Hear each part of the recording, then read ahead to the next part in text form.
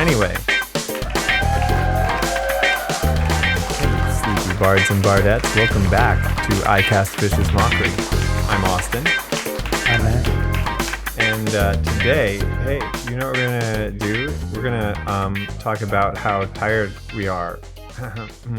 Because I had tea last night.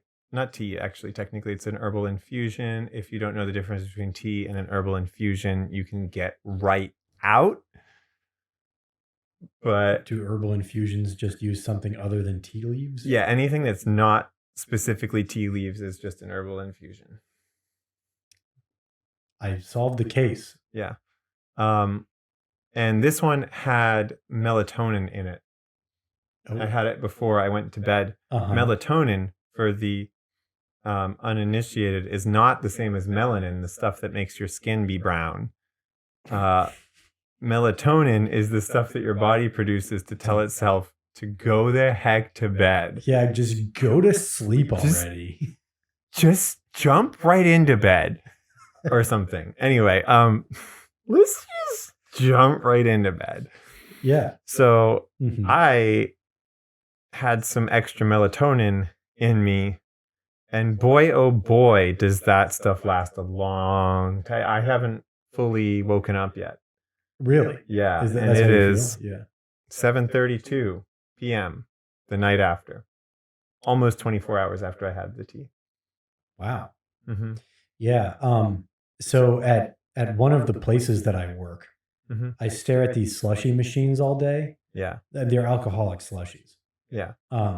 And I normally leave at like 2:30 in the afternoon from that job every time I work there. 2:30. That's always a good joke in there. Oh yeah, the dentist. Yeah, or hockey. Time. Hockey? Yeah, have you ever seen their mouths? Yeah, they all lose teeth and stuff. They hit each other with the sticks, with the pucks. I get it. With the gloves. Anyway, which is sort of, and usually I'm leaving to go to my other job. So, you know, I wanted to have one like so long. So I just went there after work today and I got one and then I drank it. So I'm under the influence of that right now. That's right, guys. So today is our first sleepy cast. We're both heavily drugged right now. My eyelids feel a little heavy. Now you might think one drink, what are you, some kind of lightweight? Keep in mind, I haven't eaten since breakfast and it's 7:30. And I specifically told him not to eat because it's French toast day. Which today I'm excited. We got a whole loaf ready. Oh yeah. I came home and there was like 2 plates of stale bread and I was like, oh my God, Anna, what are we gonna do? I'm here. That's what we're doing. I'm here and I'm ready. Yep. It's gonna be a good one. Awesome. It's just regular bread too. Like fancy bread makes pretty good French toast. It does. The regular bread does a good job if you let it get stale. And guess what? It gets stale in like 10 minutes. Like if just you leave it out. Like the crappy Walmart loaf. You know what I'm talking about? Like great value white bread. That stuff, as soon as it touches the air, it's like sucks all the moisture right out of it. Nice. Yeah, it's like the backwater Hicks of bread. Yep, pretty much. What? No, wait, I don't get it. Isn't that from Ed, Edd n Eddy? Doesn't Rolf call them stale pieces of white bread? Oh, maybe. Yeah, I that would make sense. Which I didn't show you the Ed Your Love video. Your Love? Yeah, you'll see. I'm gonna show it to you after the show. Or I will send it to you when I'm editing the show. I'm not sure which one will happen. I guess it depends on when I remember. Yeah, when you remember. Yeah. Okay. All right. Although I say that, but the last time, I don't remember what it is right now. I said something during the show, and I said I was gonna like show you later, and then I remembered it while editing and didn't do it, I think. Yes, because I thought of it when I listened to the episode when Right. it went up, Yeah. and I thought to myself, he never No, I didn't. did that. Do you know what it doesn't matter what it was. I don't Because I'll remember. forget it again right now, too. I don't remember what it was, Yeah. if I'm being honest. Well, I didn't do my homework that day. Yeah, I guess not. That's okay. It's okay. Well, hey guys, though, here's some business talk. Okay. We are nearing the 25th anniversary of our podcast. Yeah, 25 weeks of us doing this podcast. Right. Yeah. Mhm. We celebrate one anniversary each episode, and this is going to be episode 25. That makes it the 25th anniversary. Our podcast is older than many of the things that you love now. Like, I was going to say Daft Punk, but actually, no, they were 27 when they died. Well, one of them died. What? Yeah. What are you talking about? Oh, wait, you didn't see it? Like, they officially broke up? Yeah, I know. Did you watch the video? No, I didn't watch the video. Oh, one of them exploded. Oh, okay. I was so confused. I was actually really concerned for a second. I was like, I didn't know that's why they broke up. One of them died. No, it was just because they were like, they were like, we're good. Why didn't they say that? Why didn't they just say that one of them died? Why did they say they broke up? Okay, I got you. I don't know. Calling it a breakup is interesting because I think they just decided that they were done. Well, they had been done for a while, it seems like. Yeah. And then they were like, let's make it official, whatever. Right. Kind of like that. Yeah, exactly. Which is what we're doing next week with this podcast. Right, yeah. That's why we brought it up. And one of us will explode. Tune in to see who it is. I can't wait to see. Yeah. Neither of us know. Neither of us know. Yeah. So, that was sad news. Daft Punk breaking. Yeah. Sure. Yeah. Whichever. I wasn't like a giant Daft Punk fan, but I am of the age where a lot of the artists that I like were inspired by Daft Punk. Yeah. Funny enough, like as funny of a way to put it as that is. But you know what? I've been disappointed by a lot of things in the past year or so. I mean, last year, one of the most formative bands in my life that had broken up, I think just after high school for me, My Chemical Romance, got back together and only was able to perform one show before the entire world shut down. And I had tickets to see them in September last year. And watch that just go right by. Yeah. Hopefully this year, though. They postponed it to this year, and I'm hoping by September this year, I'll be able to see them. Yeah, we can hope. Where are you seeing them? Chicago. Okay, yeah. They should be okay by then. Yeah. In Illinois, yeah. Yeah. I don't know if our state's doing so hot. Yeah. Oh, but well, yeah.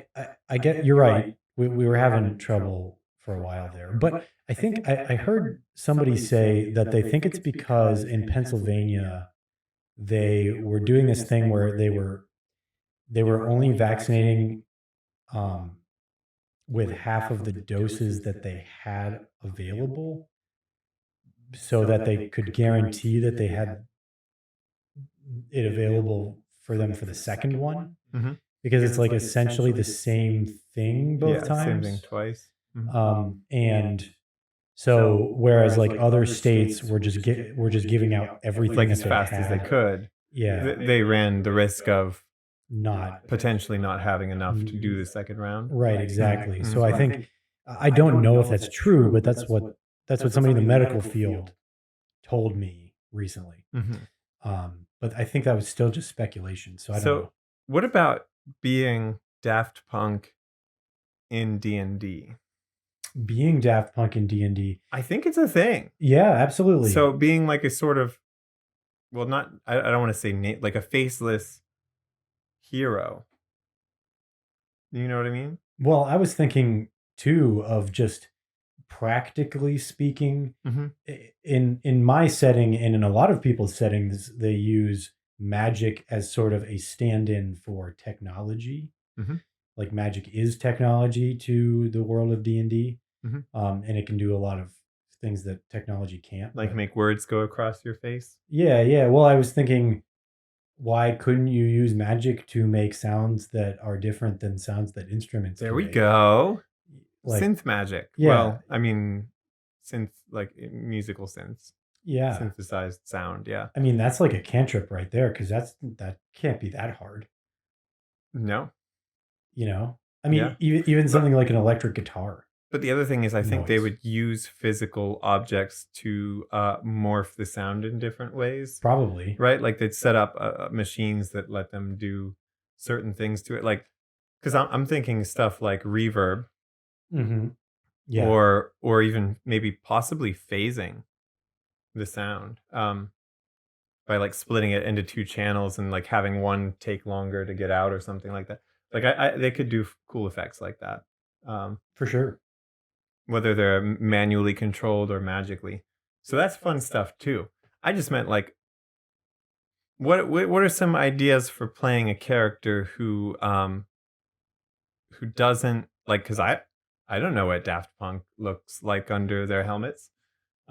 It's out there, you can see them, but I just don't know personally. Yeah, I never was interested in Hmm. looking that up either. So Yeah. you're a knight who like nobody ever sees you without your helmet.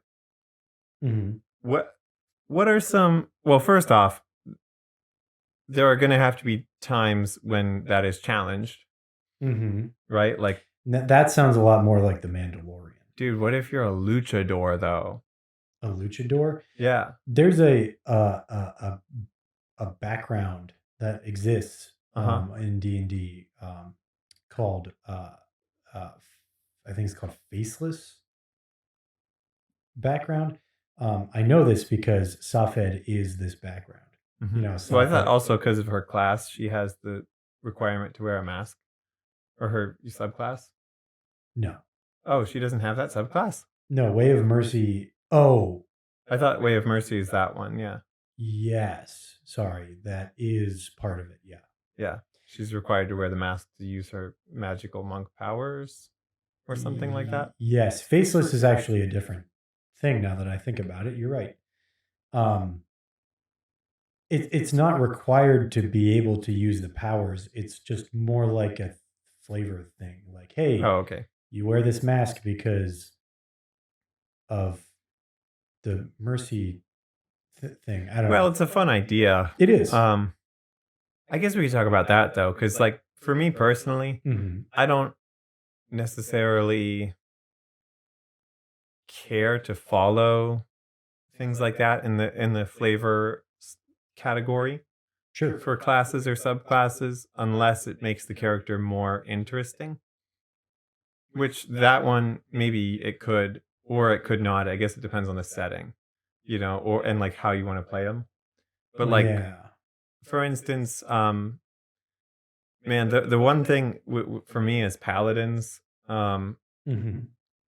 and like alignment almost or things like that.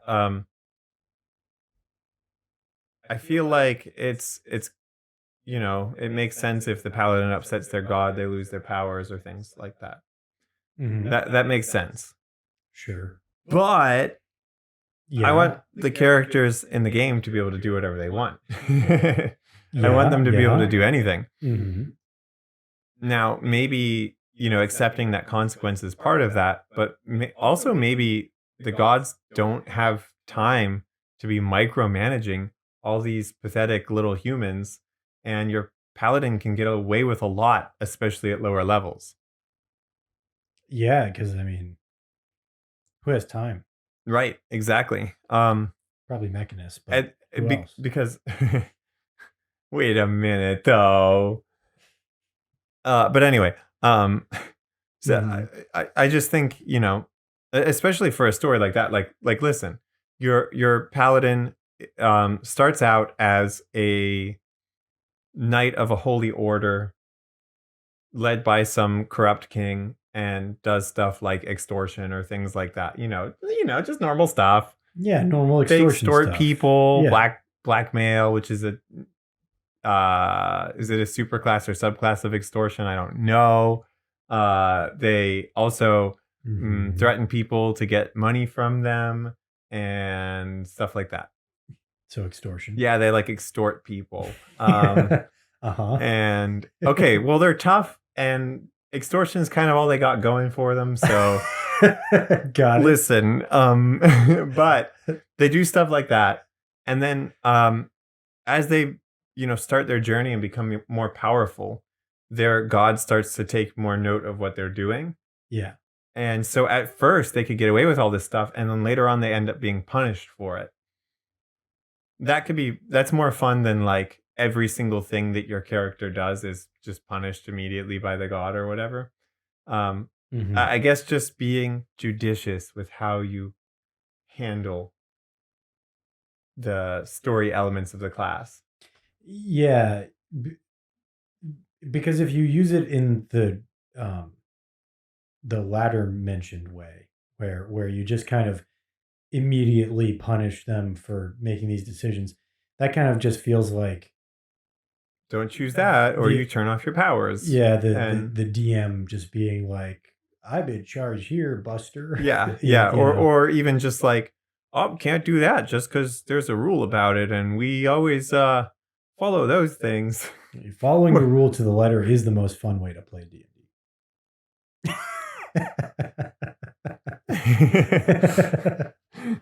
Don't you know it? Absolutely. Yeah. One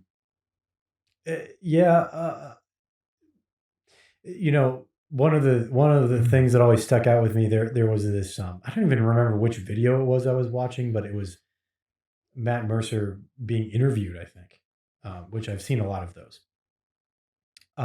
But he said something like, everybody always thinks of the paladin as, choosing their way and having like this connection with their god, and that exactly what you just said.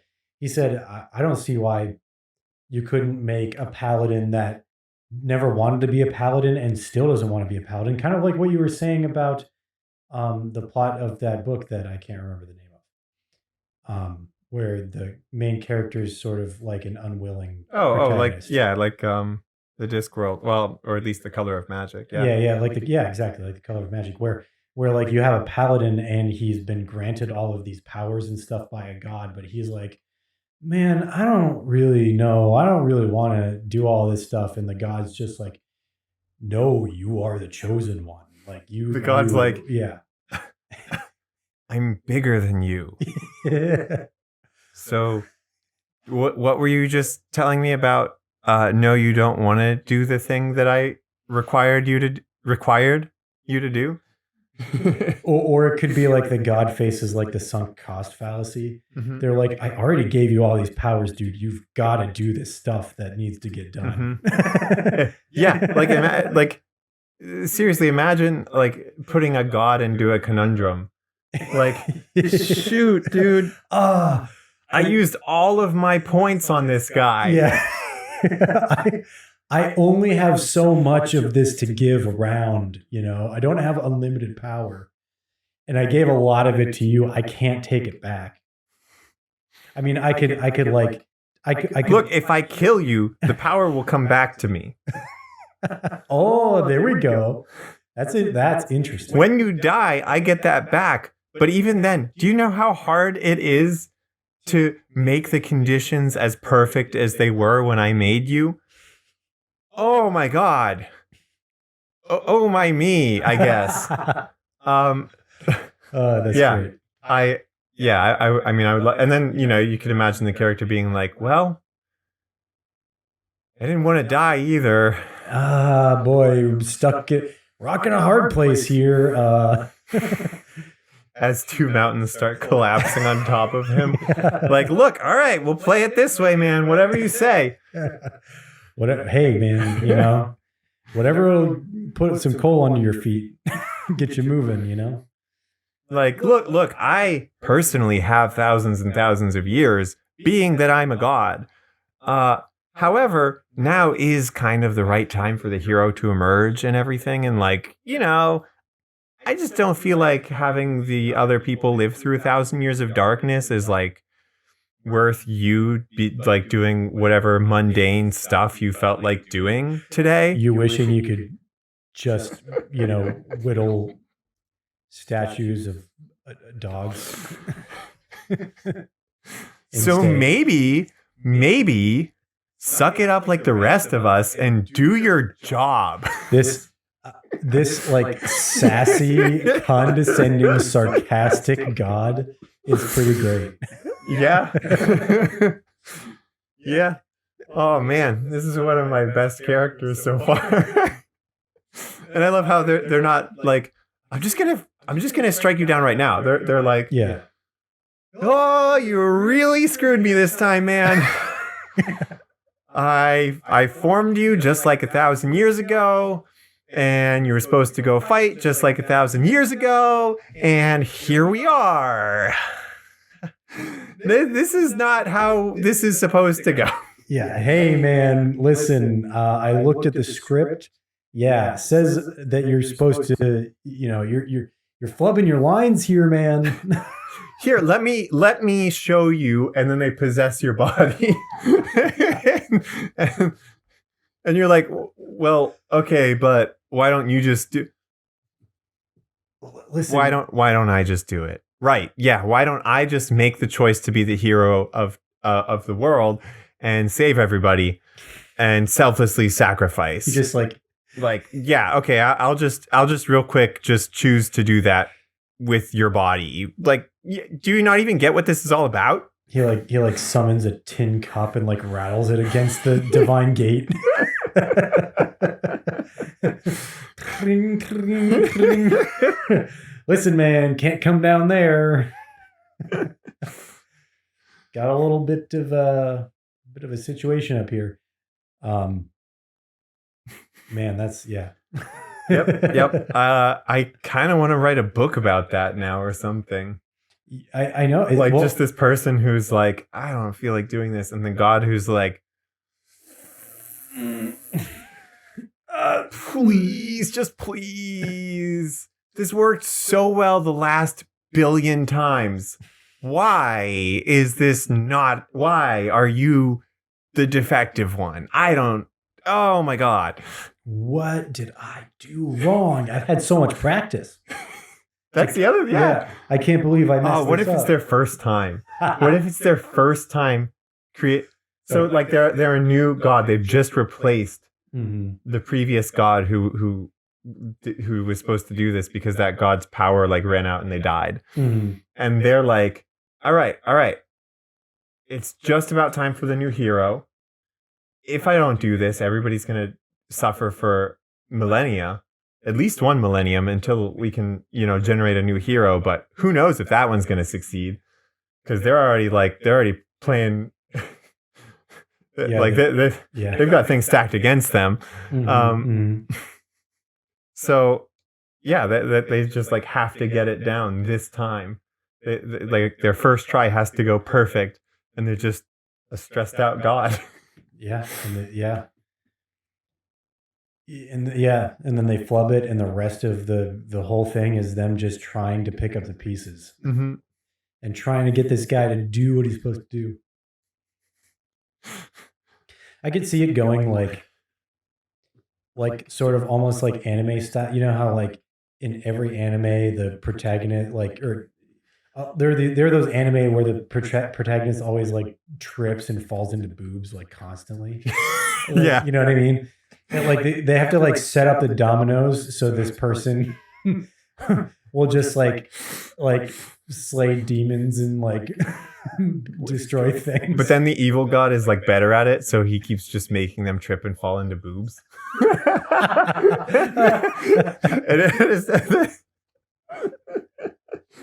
He's setting up a harem anime for the hero to distract him more from his He's like, God, there's so many girls in my life. I don't even know what to do with all of them. And I don't even know if I'm interested in any of them. I'm just like so indecisive about all this. Well, there's that harem protagonist, and then there's the one that's like, man, if only any of them liked me. And it's and they're just like constantly, will you please wash my bag? Yeah, exactly.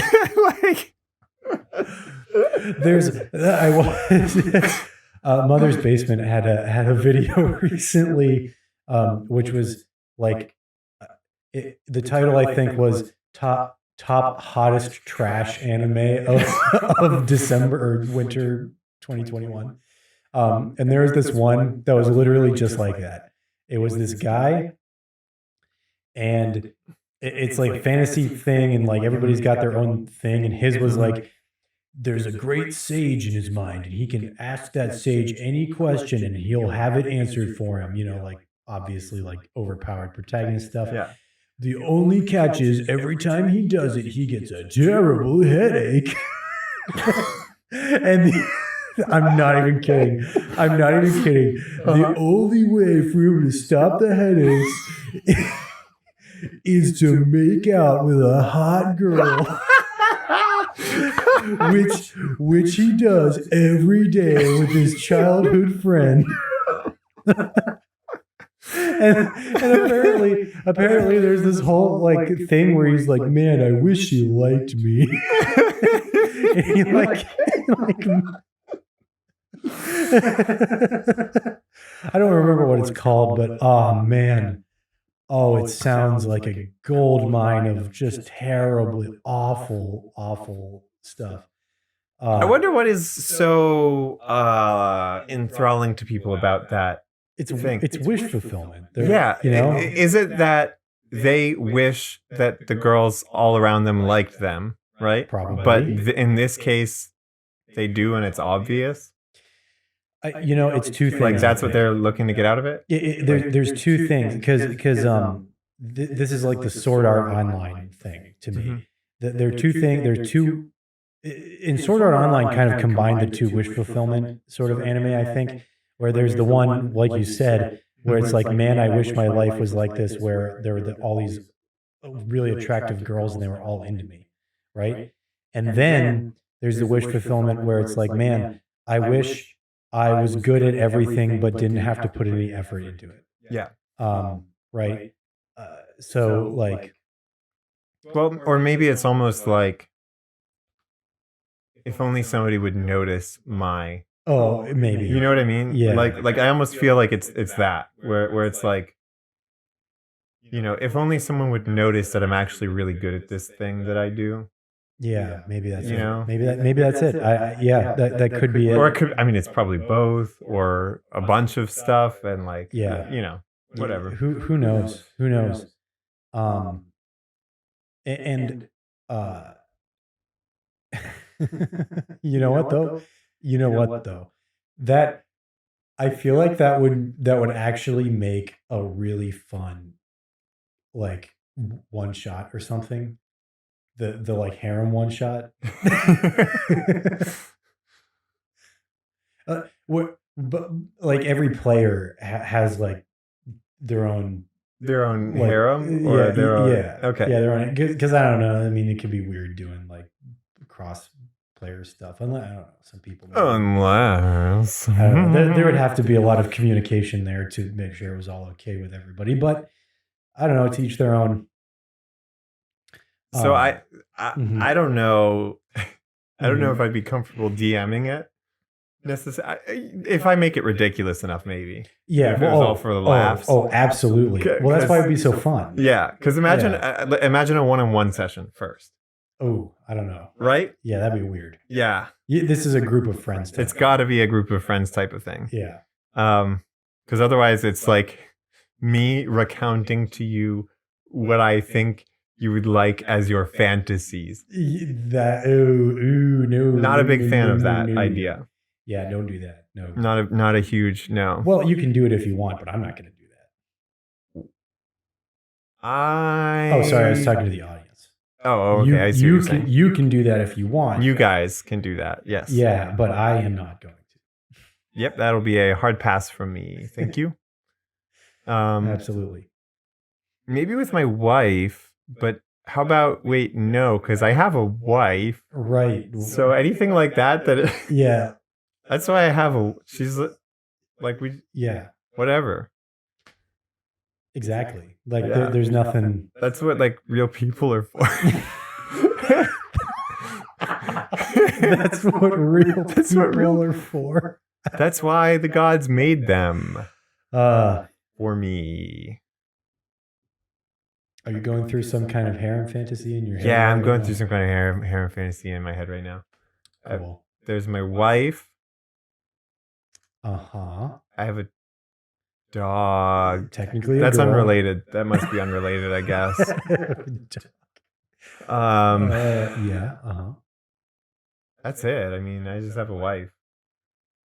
But like, best wife? Yeah, I would say she is. Yeah. I wouldn't know. She's the best waifu in the whole series for sure. What's the opening? Is it like the opening song? Yeah. It's got to be something really sappy. It's like a super. It looks like it's a shoujo deal at first, like Iris by the Goo Goo Dolls. Mm-hmm. Yes, exactly. Yeah. Yes, that is perfect. It's the first thing that came to mind for me. Yeah, and it looks like it's going to be maybe even a boys love series or something, right? Like cool. And then it opens and like literally every 3 seconds I just fall face first onto boobs, and then my wife is like, "Would you stop that? I am trying to clean right now," and I'm like, yeah, I realize that must be why the floor is so slippery here where you mopped. I'm also in here to clean right now. Can we just get these chores done? And that's our cut to commercial. All right, I'm seeing the episode. We're storyboarding right now. Yeah. Okay. Commercial break over. Act 2. All right, I put on my podcast. Okay. Not my own podcast, but a podcast you listen to. Yeah, the Adventure Zone. Okay, sure. The podcast that makes me want to do chores because I listen to it when I do chores. Mm-hmm. And then I wash the dishes, and my wife continues to mop the floor in the kitchen. Cool. Cut to credits. Wait, do they? No, they don't do credits before the ending song. No, it is the ending song now. Okay, ending song. Also sappy? No. It's gotta be like an upbeat rocking type, like really like okay. Like Skater Boy. Oh, perfect. Okay, open with Iris and with Skater Boy. Mm-hmm. And it's like a bunch of shots of me in a schoolgirl outfit, skateboarding, and sometimes my skirt comes up. And you have the number 8 on your. I have the number 8 on the back of my schoolgirl shirt. Yes, exactly. Right. No, or maybe I take off the schoolgirl shirt and the number 8 is maybe not even tattooed, but like branded on my back or something. Yeah. That's or I have a really it's like a shot from the back of a Yakuza girl, but it's me. Yeah. Like with a really fancy 8 and crazy like skaters on it. Oh, there you go. They're like infinitely skating around it. Yeah. But and I'm like, with the hand over the chest, like, but there's still a lot of it showing. Yeah. So yeah, that's. What do you think of my idea? Well, we've got the storyboard done. Maybe we could crowdfund a couple $1 million to make this show like Critical Role did. Oh, easily. Yeah. Oh, easily. Easily. I mean, we've got episode 1. Dude, I already almost crowdfunded that just on my own right now. Just by bringing it up. Just by bringing it up. This episode is up now. Mm-hmm. but isn't up right now. Right. What? I mean, if people are listening to it, then it's up right now. But, Yeah. But like as we're But recording, right now it's not up. I mean, when they're listening to it, it's in the future. Right now it is up. But right now. But like right now in reality, where we're sitting, you've already crowdfunded it, and nobody even knows about it. Nobody even knows about it yet. Not a single person outside of this room. Basket might have heard, but that's it. Yeah, but she has good hearing. Very good hearing. Hey, Basket. Oh man, dude, she's gonna get all excited. Basket gets very excited every time I'm here. Yeah. And because we have to spend most of our time ignoring her and cleaning up her pee. Yeah. And Matt gets to spend 100% of 100% of the time of his time petting her. Yeah, 100% of the time that I'm here, I'm petting her. No, that's not true. I actually shouldn't have called her up here because she'll probably pee right outside this door. You think so? Just out of spite, or I don't know exactly what makes her do it yet. You guys we're working on it. You guys are trying to figure out what's causing this, because it wasn't a problem before. No, it was when we initially got her because she didn't know where to pee. Makes sense. She also doesn't like the cold though, so she tries to avoid going outside. So that might be it too. But she figured out how to ring the bells again and go out when she wants to. Mm-hmm. They're slightly higher now, so she has to jump, and she kind of like jumps and slams into the door really hard and smashes those things. Ding-a-ling-lings those things like you wouldn't believe. Yeah, you might hear it sometimes on the show. Maybe. It'll definitely get picked up by the mic if she does it. Well, you guys had bells for her before. Why did you take them down in the first place? The string that they were on ripped. Oh, okay. We just didn't put them back up. And she started peeing in the house. She was fine all summer, though. Well, yeah. Because she would just be outside all the time. Mm-hmm. That's how I feel about summer. I'm outside all the time during the summer. I guess I am when I can be. I don't know what this summer is going to be like. Neither do I.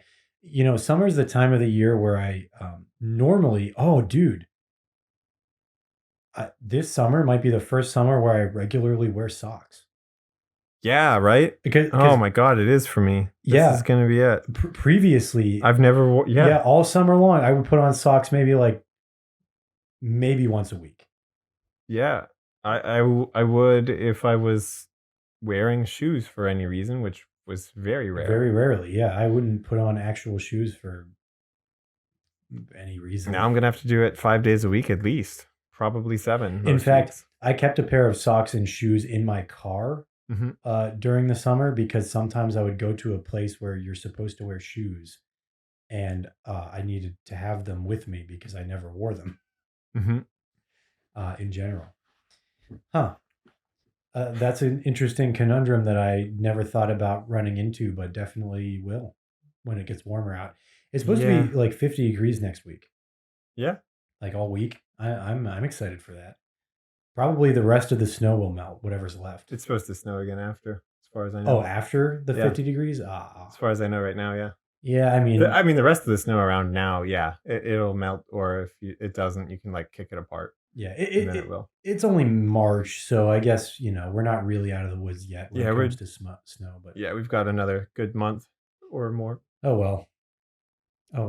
I guess April 1st or something is when the popular restaurant by the beach opens up. And I'm actually, I don't know why I'm excited for that this year, unlike every other year when I have never really cared. That's Jordan's birthday. April 1st? Yeah. Is it really? Mm-hmm. You know what? I must have known that. April Fools. Yeah, it really is, though. You got me. Oh, yeah. Mm-hmm. Interesting. Wait, will he be turning, what age? He'll be 30. He'll be 30? Mm-hmm. Okay, so he's younger than my sister. Yes, they were in the same grade, yes. But he's younger. Yeah, because she turned 30 this past September. Mm-hmm. Okay. Wow, their birthdays are pretty far apart, actually, then. Yep. I never realized. I always thought of them as like the same age, but well, they are technically. Cool. What were we going to talk about today? I don't think we had anything planned. Yeah, you were like, "Hey, what should we talk about on the show?" And then I was like, "I don't know." And then I was like, "Hey, we're sleepy. Let's do it. Let's just start. Let's just Incorporated. Let's just jump into it. I think this is turning out to be one of our best episodes. This is my favorite one so far, and we're still in it. Yeah. Oh my God. We are. Hey, did you want to do any homebrew? Yeah. Since I can't think of another segue. Yeah, I'm ready for that homebrew. Cool. Yeah, man. I can't remember where I left off with these ones. Hey, this is a thing for Paul. Hey, Paul. Oh. If you know of any good lists of magic items and stuff like that, hit me up with that if you know of any like good because I'll tell you the idea. Okay. I want to make a random magic item generator that gives you like blanks, adjective, noun, like we did last episode. Yeah. I was just gonna make that up online, and I'm asking Paul because he may or may not know if there's an open source list of those somewhere. He's more likely than the average human to know. So right, like an open source list of actual magic items, or does it not matter? It actually doesn't matter, but actual ones would work fine to start with, and then I could add more. Cool. For some reason, this is taking a long time to load, so let's just keep going for a second here. Are you looking for official, or does it matter as far as magic items go? I think it doesn't matter. Okay. But just some good examples of them, because then I might even be able to come up with a way. Oh, dude, what about doing it with AI? That could be funny too. Oh, using like to like generate the names and stuff. It feels like it's too small of a thing for AI to really come up with interesting results for, though. So maybe not. I'll think about it when I'm working on it. Yeah. I mean, because it could just be a simple thing where it picks from 3 lists, or basically 3 lists, and it just is like, here it goes, whatever. Just a simple web page like that. But otherwise, it could be a fun AI driven thing. Maybe people could put in their own then, and train the AI and come up with new ones, and then that could be fun. Yeah, like how they have AI read a bunch of books and then write one. Mm-hmm. Yeah. Well, because I've worked with AI only a little bit. Like I had one class on AI in college that was on specifically AI. So we learned the basics of how different types of machine learning work and stuff like that. Nothing crazy. But we made some really cool rock, paper, scissors bots and stuff like that. They just had to do better than average. And it worked? Yeah. Oh, wow. So not if they were playing against a randomly generated attack opponent, but if their opponents would follow any sort of patterns, they'd have to pick up on it and then win more likely than not. And they did eventually. You heard it here. You can be good at rock, paper, scissors somehow. Well, only if the other person follows a pattern. Oh, if you pick actually randomly, then you will win 33.3% of the time. Nice. Yeah. All right, you ready for this? Mm-hmm. All right. This is the last one that I made that I'm going to do on the show. Maybe. But well, not forever, but for now. So this item in its dormant state has charges, and as an action, you can spend a charge to cast Spare the Dying. Oh, okay. So it's a free Spare the Dying. Mm-hmm. We're not going to need that. But also, Ember might need it. Ember might need it for herself, though, so she would need somebody else to have it. Mm-hmm. That's what I mean. My favorite thing about this item is the way I came up with to replenish spent charges. I kind of hinted at this earlier because I talked about a similar concept because it was on my mind. But in order to get spent charges back, it's not like an amount of time or anything like that. You actually have to use your reaction. Like, more than likely, this will be during combat, but I guess it could happen anytime.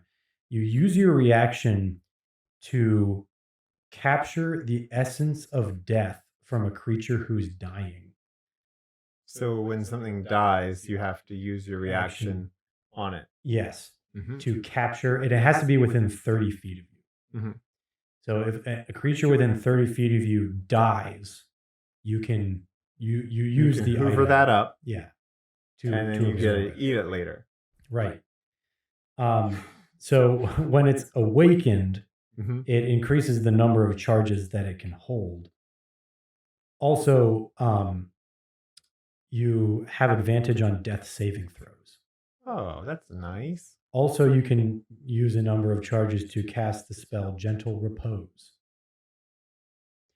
Also, it increases the distance to 40 feet that you can capture the essence of dying. And also, once per long rest, and if an attack would reduce you to 0 hit points but not kill you outright, you can make a DC 10 or half of the damage you took, whichever is higher, Constitution saving throw, and on a success, you remain conscious at 1 hit point.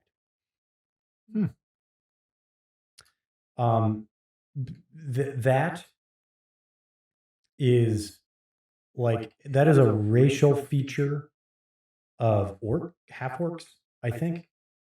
I don't remember what it's called. It's a little different than the racial feature. It is. Yeah. Theirs is like, that's what if it would normally reduce you to 0, you can be reduced to 1, basically. Yeah. I think that there is a dice roll that you have to make. Maybe there isn't, but I think there is. Anyway, when it's exalted, it increases the number of charges. So you can spend the charges to cast Spare the Dying, Gentle Repose, or you can spend a number of charges. This is also based off of a class feature that I think is really cool. But you can actually negate the effect of a critical hit that happens within 30 feet of you. So, isn't that a fighter feature or something? It's a cleric. No, not fighter. Yeah, it's a cleric feature. It's a grave cleric feature. And I just think it's really cool. And nobody in the party currently is a grave cleric, so I think it would be a cool thing for you guys to be able to do. And it increases the distance to 60 feet that you can capture the essence of a dying creature. Also, you can do the feature where if an attack reduces you to 0 hit points, you can do that twice per long rest now. Do you have to purposely capture the essence? Oh, do you need to attune to this? Yes. Okay, there you go. All of these items need to be attuned. Yeah. Okay, because if you didn't need to attune to it, it could capture your own dying essence, and someone else can just pick it up and be like, all right, you're good. Oh, yeah, that's true. All of these items that I've gone over throughout these need to be attuned. But does this one need to be attuned? Yes. Oh, okay. Oh, this one? Yes. No, the one that you just talked about, I mean. Oh, the one I just talked about? Yeah. Yes. Oh, okay. Okay, yeah. No, it's all clear. It's all clear to me. It's all, like, I get it. But the only question I just had a question real quick about that one. That one item that you just talked about, that one that did, like, it would eat the dying things. Yeah. And then you could eat them later. Did you need, does it require attunement to a person to use? I'm not sure I follow. Like you take the item. Yeah. And give it to a person. Okay. Can they use it without attuning to it? No. So does it need attunement to use? Yes. Do you need to attune to it, though, is what I'm saying? Like, before you use. Oh no. Hey, the Fates thread Ooh. on uh, uh, Reddit here. How do you know it's not Fatty's thread and they spelled it bad? How do I know that? You know what? Valid question. We'll never know how he knew. This is Fate's thread. We'll never know. What is this? What indeed? What is it? What is this? Sometimes it says what it is, and sometimes it doesn't. I think this might be a subclass. Well, we'll find out. A subclass. I don't know. It doesn't really make it very clear. These are called the masked ones. The masked ones. The masked ones. Yes. This might be like a race, but it reads like.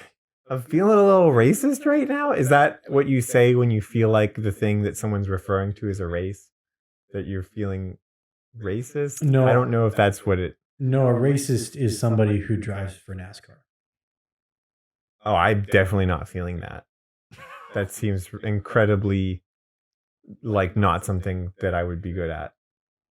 I like going fast. Oh, okay. Going fast is awesome. I am not good at doing the same thing over and over really well. Just to clarify, that was a race, like a thing where you go fast and try to be faster than other people joke. Yeah. I'm not saying that people who drive NASCAR are racist.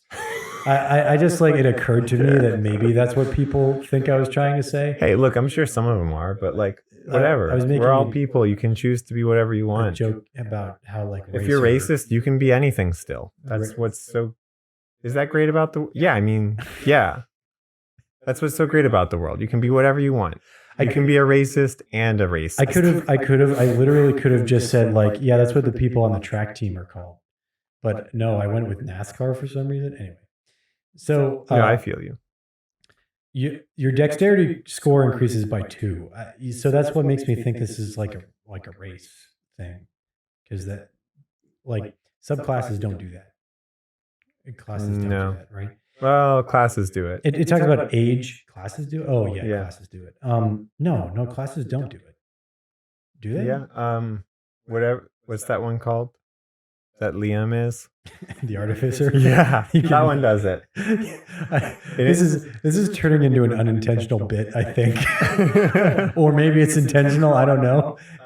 It's not intentional, but I literally forget it every time. Yeah. And I was talking to somebody else about it. And I was like, my character is A, and they were like, oh, Artificer. And I was like, wait, how did you know that? Wow. It happened to you in your normal waking life too. Yeah. We're currently asleep. Well, age, it has like age stuff. They don't. That's definitely a race then. Well, I guess that could be a class. Well, because all it says is that they just keep going. Just keep going. Okay, alignment stuff. Sure, like usually they're chaotic, I guess. They have like a size thing and a speed thing. This is definitely a race. Could be anything. Speed's 35. Could be a subclass. Anyway. You don't know. Okay, so they're a little bit bigger. Yeah, and you get a climbing speed. Okay. Okay, but there are like 3 like sub races, which I guess is like that's a real thing. Ikairu. Your strength score increases by 1. You have proficiency in athletics. And difficult terrain doesn't cost extra movement on that turn. I'm not sure exactly what that means. Like on the first turn that you're in difficult terrain, it doesn't cause extra movement? I'm not sure. Yeah. Keep going. The Insei, these are very Japanese sounding. Yeah, these are all like literal things. Like, I think they might be actual yokai. Oh, the last one maybe isn't. We'll get there. There are only 3. Wisdom increases by 1. Proficiency in perception. Other creatures can't gain advantage on attack rolls against you as long as you can see them. Ooh, that's intense. Yeah. This gives you some powerful stuff. That's pretty good. Yeah. Yeah. Oluna is the third one. Your charisma increases by 1. Proficiency in just deception. That you can create a second identity, assuming that persona every time you need to. And you might even own a second mask different from the one that you have. That one has a completely different kind of mechanic to it than the first two. The first two were like actual. Oh, can I see some of the? Yeah, this is the only picture. Oh, that's the only. Yeah, Oh, that's still a pretty good one. Oh yeah, no, it's great. Yeah, it's the mask from Mario 2. The mask from Mario 2. Mm-hmm. Or slash Doki Doki Panic. Oh, Doki Doki Literature Club. Yeah. Right. Yeah. Yeah. The mask. What does the mask in Mario 2 do? When you pick up the key, it flies around the screen and tries to kill you. And sometimes there's more than one. Oh, yes, I've seen that. Yeah. Yes, I have seen that. Yeah. It's the kind of thing that would stress me the heck out as a kid. And still, like I'm sure it would. My most stressful video game experience when I was a kid was playing Twilight Princess. Yep. At the end, when you have to get that orb thing from the room to the other. Yeah. And then every freaking time you go to Silent Realm in Skyward Sword. That's what I was gonna say next. I was a little bit older, so it's not a childhood memory really. But yeah, every time you went to the Silent Realm, so much cortisol flowing through your veins. Yeah, that's the stress hormone, right? Yes, I think you're right. Okay, I wasn't sure. Oh, dude. Yeah, Zelda, when it wants to, it knows. Oh my God, how to make you stressed out.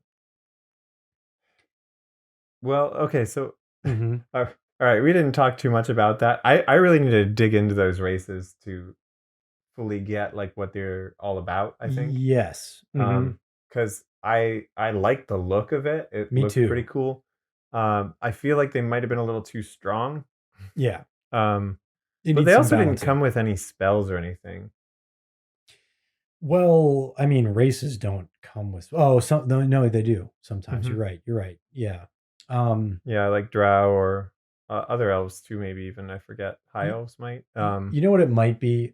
Most races come with like a lot of like little minor stuff that's nice. You know. Maybe it is more balanced than we're thinking at the moment because it comes with one really big thing. You know, and by really big, that's the +2 dex, or what are you thinking is the really big thing? The like major, like third, like being able to. Oh, okay. Not. Yeah, like the no crits or. Yeah, exactly. Okay. Yeah, or the no advantage and. Or sorry, yeah, no advantage even. When you can see them and stuff like that, yeah. But you know what though, that factors out immediately. Like if something's invisible, then because when you're invisible, you get advantage on attacks automatically, and so you'd still would, right? Because they can't see you. Theoretically, you just got to be careful not to give them like glasses of true sight, you know, or something like that. Yeah. That would be crazy. Like nobody would ever be able to get advantage on them. I think that's a thing. Who else has that? Some monster, some aberration has that. Maybe it's a beholder. Maybe. I don't think so. They have the anti-magic cone eye. Yeah. Somebody has it. I think it's a thing. I think actually it is a subclass feature of something too. I think that is something player characters can get. But I don't remember the details. If you know the details, leave a comment about the details. Well, the other thing too. All right, so if you take a subclass feature and you give it to a race, then you're going to run into a problem. Because what if you want to play both? Like that race, that subclass. Mhm. Now you have the same feature overlapping, and that sucks. That doesn't feel good because you want to be the best. Maybe not everybody wants to be the best. But well, people have brought this up even in our games too. Like you don't want to be useless in combat or anything like that. You don't want to be dragging down a party who is otherwise really strong or anything. Yeah, that's true. Now the DM could make the encounter easy enough for you, but then it doesn't challenge the other people and make them feel clever. It makes them feel like they're doing the same thing over and over to destroy weak enemies. Exactly. And they're not really getting anything. It's like it's the Paper Mario conundrum. Yeah. Or the newer Paper Mario games, for a lot of people, they feel as though they're discouraged from ever getting into combat because they don't really get any reward for it. And they also don't see it as inherently fun, maybe. Yeah, Or because they know they're going to win so easily and there's no thought involved, it's boring. So I could see that being the case. Like, you have 2 people who have like super strong characters and 4 people who have really weak characters. Well, the 2 people who are really good, like they're going to be bored if the combat is never hard. Well, I think all the characters and classes are pretty balanced because I think if you think that your character is useless in combat, maybe I mean, Maybe you should try to keep him out of the fighting. right. Maybe it's an escort mission for the stronger people. Yeah, or something like that. Because if a character is not good at combat, then they're probably really, really useful in a lot of other ways. Yeah. Or they're bad at everything because you rolled so terribly. Sometimes you just roll bad. Sometimes you just roll bad. Yeah, and sometimes you roll so good. Like Summit's character, she rolled so good for Summit. Like that's why Summit's athletics is better than Marty's, even though Marty's a barbarian and Summit is a rogue. But I think she also took expertise in athletics. Yes. Which doubles her proficiency bonus. Which is crazy. Because rogues can do that. Yep. Well, that's exactly it, though. Like a rogue is useful outside of battle for a lot of things then because they're proficient in it. Right. Yeah, exactly. That's kind of what a rogue is for, I want to say. It's mostly like for kill somebody real quick sometimes and then like mostly do stuff outside of battle. Sneaky, pick the lock. Yeah, I think that oftentimes combat is repetitive for rogues because you don't have a lot of tools for that. Right. But you have a lot of tools and a lot of options for a lot of other things.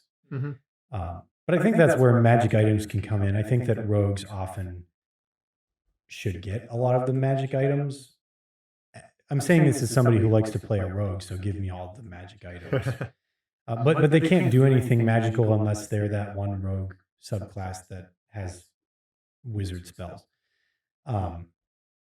Arcane Trickster, yeah. Yeah, or if they multi-class like most of my characters will.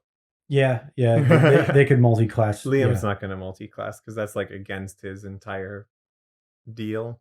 But you never know. I mean, there's room for the characters in this campaign to grow and change and be different. But yeah, maybe he won't. I don't know. I don't think he will. Yeah, then that's fine too. Because he hasn't so far in his life. Like the one defining feature of him is that he stays focused on one thing. Well, I guess that thing has changed, but he still approaches it the same. Right. Like for the new thing, he approaches it the same way. Right. So I guess eventually he'll multi-class, but it won't be until he's like in his 40s or something. I forget. Right. Because we're talking about a real person here too. Right. Yeah. Because Liam is based off of somebody who. Yeah, I'm trying to accurately portray how he was. So I don't think he'll multi-class, but and I don't know that Edward would either, because well, he's got a big reason to keep it up. Yeah, exactly. Right. Yeah. Well, at this point, he's got no reason for anything. Well, that's true. Okay. So he kind of, I think he would apathetically not even try. Or unless he stumbles into multi-classing, that could be a thing too. Right. I mean, we talked about the paladin stuff. But I love multi-class characters. That's super fun for me. Yeah. I think it's so interesting the way that the mechanics can like go together and make something really fun. Yeah. Yeah. I'm sure you could find some really cool multi-class combos too. Where features, honestly though, D&D kind of discourages some of that in a way, because a lot of the time your features can't interact like explicitly. Right. Yeah. But there are enough times when they can. mhm. But the other thing is, it's really hard to get to that point a lot. Yeah. Like you're yeah. really, really weak until you get there, or you're really bad at a lot of stuff until you get there, which is fine because I'm patient. There you go. Yeah, I mean, yeah, it does require patience, because when you're like, if you're multi-classing and everybody else is level 5 and you're level 3 and 2, you don't have as many options as them, it feels like. Yeah. Because you have level 3 stuff and level 2 stuff, which is not going to cut it. Like you're not going to, at level 8, you're not going to have 4th level spells yet. You're going to have 2nd and 3rd level spells. Well, it depends on how you're multi-classing, I think. Because if you're 2 spell casting classes, I think you might still get those spells at that level. If both of you are multi-class, I don't know. I think no? it's yeah, I'm pretty sure you need to, like it'll work with your highest one. Or no, like it's separate. Like you at level 8, you'd get the 4th level wizard spells. Or cleric, or whoever gets them at level 8, and then at level 8, whatever else, you get those 4th level spells. Really? I think that's how it works. Because I think it. I don't know. I don't think it matters, because the way that they balance it is that you can't, unless you're a wizard, you only get new spells when you level up in that class. But your access to certain levels of spell is directly proportional to your character level in its entirety, not your character level in that class.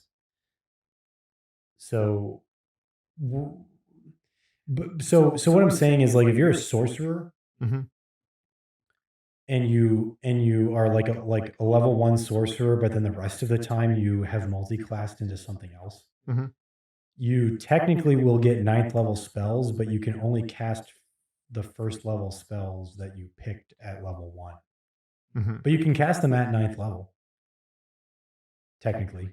I see. Does it make sense? Like if you multi-classed into something like fighter. I wonder if that's different for different spell casting classes. It might be, because I know that like when you multi-class into druid from sorcerer, because the charts are the same for wizard, sorcerer, for all spell casting except for warlock.